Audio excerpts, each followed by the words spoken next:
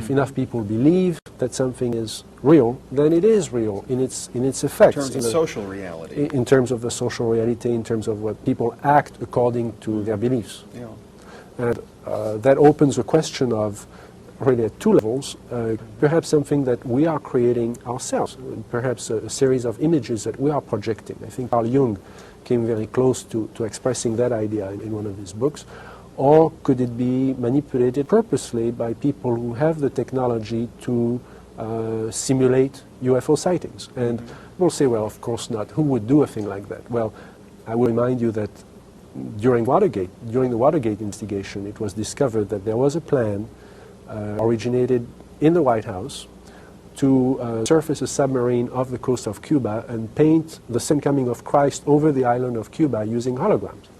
Which is well within our technology today. The idea was that since there is a large Catholic population in Cuba, they would be so upset by this vision that this would saturate the communication channels, the telephone system in Cuba, long enough for an invasion to take place. How interesting. I never heard of that. Well, I think that's a classic in psychological warfare, but that kind of manipulation is well understood, and I have personally investigated several apparently genuine UFO cases where there was, in fact, a manipulation. My conclusion, the conclusion of scientists working with me, was that there was, in fact, a manipulation taking place, and that it was not a hoax on the part of the witnesses, but a hoax on the part of somebody much better organized than. So there are possibly all of these levels going on simultaneously.